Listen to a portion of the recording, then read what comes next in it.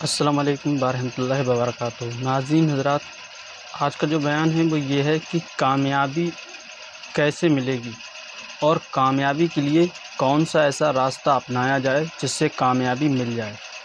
تو آج ہم جاننے والے ہیں بیان سے، مولانا شاکر نوری صاحب کا یہ بیان ہے جو بہت ہی پیارا بیان ہے۔ اس بیان کو لاسٹ تک ضرور سنیں تاکہ ہر ایک پوائنٹ آپ کے سمجھ میں آ جائے کہ کامیابی کیسے ملے گی۔ تو آئیے شروع کرتے ہیں بیان مولانا شاکر نوری صاحب کا۔ میرے پیارے آقا صلی اللہ تعالی علیہ وسلم کے پیارے دیوانوں،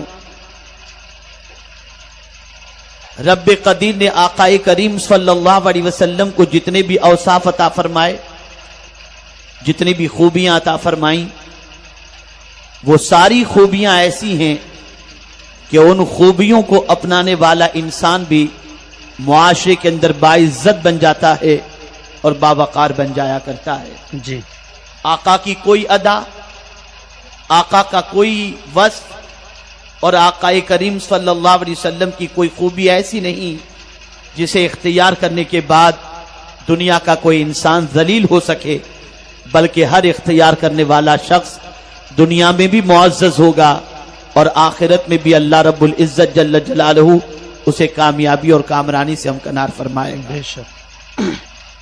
قرآن مقدس میں اللہ عز و جل نے اس صفت کا ذکر فرمایا، ارشاد فرمایا فَبِمَا رَحْمَةٍ مِّنَ اللَّهِ لِنْتَ لَهُمْ وَلَوْ كُنْتَ فَظًّا غَلِيظَ الْقَلْبِ لَانفَضُّوا مِنْ حَوْلِكَ۔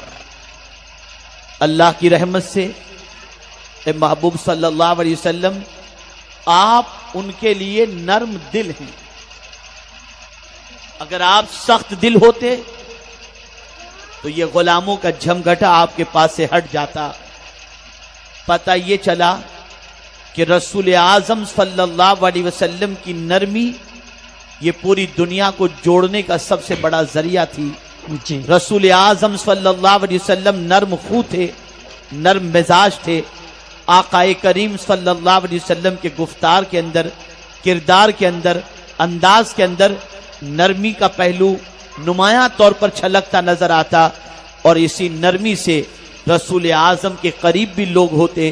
اسی نرمی کی بنیاد پر آقا کریم صلی اللہ علیہ وسلم کی الفت کا چراغ لوگوں کے سینے میں روشن ہوتا، اور اسی نرمی کی بنیاد پر رسول اعظم صلی اللہ علیہ وسلم سے جدائی کوئی گوارا نہیں کرتا تھا، بلکہ ایک صحابہ کی سچویشن یہ تھی کہ بڑی مشکل سے اپنی رات حضور کی جدائی میں کاٹتے تھے۔ صبح اٹھتے تھے، پہلے رخ مصطفیٰ دیکھتے اور رات کو سونے سے پہلے مصطفیٰ پیارے کا دیدار کر کے اپنے گھروں کو لوٹا کرتے تھے۔ بے شک، سبحان اللہ۔ نرمی، شفقت، محبت، یہ ایسے جوہر ہیں کہ جس کسی کو یہ خوبی نصیب ہو جائے اور جس کسی انسان کے پاس یہ وصف ہو، وہ انسان انسانوں بھی معزز ہوتا ہے اور اللہ اور اس کے رسول کے نزدیک بھی معزز ہوا کرتا ہے۔ بے شک۔ آج مزاج کا جائزہ لیجئے، معاشرے میں بسنے والے انسانوں کے مزاج کو پرکھیے تو غصہ بالکل ناک پر نظر آتا ہے۔ بات بات میں جھگڑے، بات بات میں جلال، بات بات میں غصہ۔ نرمی اگر تلاش کریں تو اللہ اکبر، آج کی سچویشن ایسی ہے کہ جو انسان جتنا بڑا ہوتا ہے اتنا ہی گرم مزاج ہوتا ہے، جو انسان جتنا بڑا ہوتا ہے اتنا ہی ترشرو ہوتا ہے، جو انسان جتنا بڑا ہوتا ہے اتنا ہی سخت مزاج ہوتا ہے۔ نرمی انسان کے سینے سے نکلتی جا رہی ہے، نرمی انسان کے مزاج سے نکلتی جا رہی ہے، اور یہی سختی ہے جو انسانوں میں فاصلہ بڑھا دیتی ہے، باپ کو بیٹے سے جدا کر دیتی ہے، بیوی کو شوہر سے جدا کر دیتی ہے، بھائی کو بھائی سے جدا کر دیتی ہے، رشتہ داریاں بکھر جاتی ہیں، خاندان ٹوٹ جاتے ہیں اور معاشرہ بکھرتا ہوا نظر آتا ہے۔ میرے پیارے آقا صلی اللہ علیہ وسلم کے پیارے دیوانوں، اللہ رب العزت جل جلالہ سب سے بڑا ہے۔ قرآن مقدس میں اللہ عز و جل کے حوالے سے صرف یہی نہیں فرمایا گیا کہ اللہ ہی بڑا ہے، بلکہ اس کے ذکر کے حوالے سے بھی فرمایا گیا وَلَذِكْرُ اللَّهِ أَكْبَرُ، اللہ کا ذکر سب سے بڑا ہے۔ سبحان اللہ۔ آپ ذرا سوچو، جو قادر مطلق ہے، جو انسان پر مہربانی کرتا ہے، جو انسانوں کو زندگی دیتا ہے، جس نے انسانوں کو حیات بخشی، جو انسانوں کو روزی فراہم کرتا ہے، جو انسانوں کو سانس دیتا ہے، جو انسانوں کو نعمتوں سے مالا مال کرتا ہے، جو انسانوں کو بن مانگے زمین بھی عطا کیا، آسمان بھی عطا کیا، وہ قہار بھی ہے، وہ جواد بھی ہے، وہ جبار بھی ہے۔ لیکن میرے پیارے آقا صلی اللہ علیہ وسلم کے پیارے دیوانوں، اگر قرآن مقدس کا مطالعہ کریں تو آپ کو رب قدیر جل جلالہ کی صفتوں کے اندر رحمان و رحیم والی صفت کے جلوے زیادہ نظر آئیں گے۔ اور یہ بات یاد رکھو، انسان مصیبت کے اندر اسی کی طرف لپکتا ہے جہاں سے پیار ملتا ہے، جہاں سے شفقتیں ملتی ہیں، جہاں نرمی ہوتی ہے، جہاں رحمت ہوتی ہے۔ یہی وجہ ہے کہ ایک انسان صبح سے لے کر رات تک میرے رب کی نافرمانی کرنے کے باوجود جب مصیبت آتی ہے پلٹ کر اسی خدا کو پکارتا ہے، اسی رب کو یاد کرتا ہے، اس لیے کہ وہ جانتا ہے کہ معبود برحق وہ رحمان و رحیم ہے۔ جب پلٹ کر کوئی بندہ اپنے رب کو یاد کرتا ہے تو میرا رب اسے محروم نہیں رکھتا، اس کی پکار کو سنتا بھی ہے اور اس پر رحمتوں کی بارشیں نازل بھی فرماتا ہے۔ سبحان اللہ، بے شک سبحان اللہ۔ نرمی بہت اہم چیز ہے، نرمی ہی کی بنیاد پر سوسائٹی کا اتحاد رہ سکتا ہے، جی، نرمی ہی کی بنیاد پر سوسائٹی کے اندر اتفاق رہ سکتا ہے۔ اور اسی لیے جتنے بڑے ہیں ان کی ذمہ داری یہ بن جاتی ہے کہ وہ اگر رسول اعظم صلی اللہ علیہ وسلم کی سوسائٹی کا ممبر بننا چاہتے ہیں تو ممبر بننے کے لیے رسول اعظم صلی اللہ علیہ وسلم نے حدیث میں فرمایا، من لم یرحم صغیرنا ولم یوقر کبیرنا فلیس منا۔ ابتدا چھوٹوں پر شفقت کے حوالے سے فرمائی گئی۔ اس جملے کو دیکھیں، من لم یرحم صغیرنا، حضور نے پہلے فرمایا، حدیث کا پہلا جملہ یہ ہے، اور بعد میں فرمایا گیا ولم یوقر کبیرنا، یعنی ہر بڑے کے لیے ضروری ہے کہ وہ پہلے چھوٹوں پر شفقت کرے، اور چھوٹوں کے لیے ضروری ہے کہ وہ بڑوں کا احترام کرے، بڑوں کی تعظیم کرے۔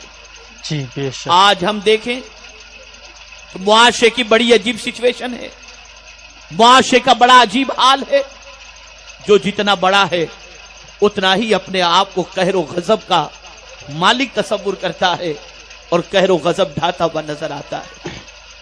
بہت سارے باپ، ان کے مزاج کے اندر اتنی سختی ہوتی ہے کہ بیٹا باپ کے آنے سے پہلے سو جانا پسند کرتا ہے کہ کہیں ایسا نہ ہو کہ باپ آنے کے بعد مجھ پر قہر برپا کرے اور جلال کی بارشیں کرے۔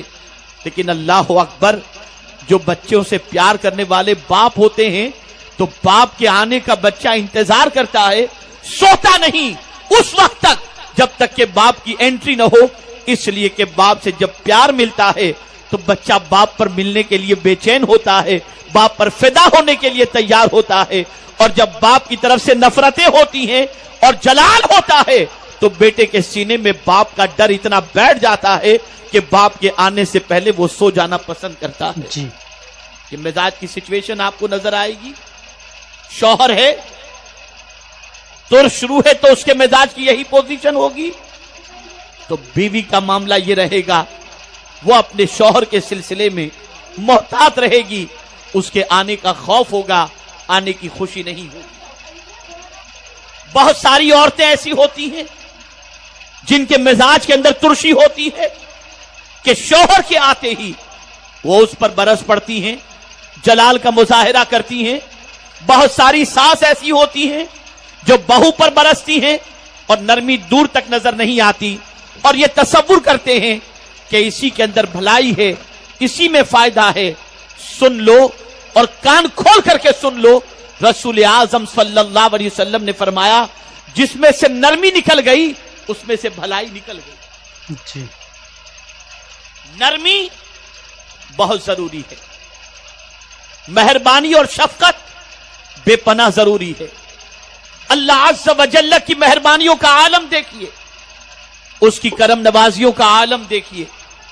آقا کریم صلی اللہ تعالی علیہ وسلم کی بارگاہ بے کس پناہ کے اندر ایک سکرات کے عالم میں گرفتار شخص کی داستان سنائی گئی۔ हुजूर कलमे की तलकीन की जा रही है, लेकिन सकरात के आलम में गिरफ्तार बंदा कलमा नहीं पढ़ रहा, उसकी जबान पर कलमा जारी नहीं हो रहा। आकाए करीम सल्लल्लाहु अलैहि वसल्लम फरमाते हैं, हो सकता है इसने किसी का हक मारा हो या किसी को नाराज किया हो, जाओ जरा पूछो क्या उसके माँ बाप जिंदा हैं। जब मालूम किया गया तो पता चला माँ जिंदा है। आकाए करीम सल्लल्लाहु अलैहि वसल्लम ने फरमाया, जाओ और जाकर के उसकी माँ से पूछो वो अपने बच्चे से राजी है या नाराज। माँ ने बरजस्ता पूछने पर जवाब दिया, मैं अपने बच्चे से खुश नहीं।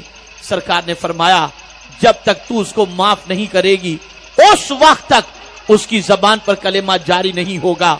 माँ ने बरजस्ता कहा, मैं अपने बेटे को माफ नहीं कर सकती। सरकार मदीना सल्लल्लाहु अलैहि वसल्लम ने फरमाया, लकड़ियां जमा करो और उसे आग लगाओ और इस औरत के बच्चे को उस आग में डाल दो। लकड़ियां जमा की गई, मां चीख उठी और बरजस्ता कहने लगी, मैं अपने बेटे को आग में जलता हुआ नहीं देख सकती, मैंने अपने बेटे को माफ किया। इधर मां ने माफ किया, इधर बेटे की जबान पर कलेमा जारी हुआ और उसकी रूह परवाज हो गई। सहाबा की आंखों में आंसू थे और बरजस्ता अर्ज करते हैं, या रसूल अल्लाह सल्लल्लाहु अलैहि वसल्लम, क्या एक मां अपने बच्चे से इतनी मोहब्बत करती है कि जलता हुआ अपने बच्चे को नहीं देख सकती। रब्बे कदीर के प्यारे हबीब सल्लल्लाहु अलैहि वसल्लम ने इरशाद फरमाया, ऐ मेरे सहाबियों, ये मां जितनी अपने बच्चे से प्यार करती है उससे कई गुना ज्यादा खुदा अपने बंदों से मोहब्बत फरमाता।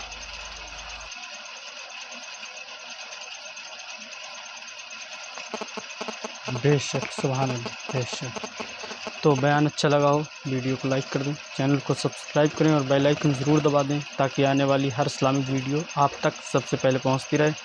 अस्सलामु अलैकुम व रहमतुल्लाहि व बरकातहू।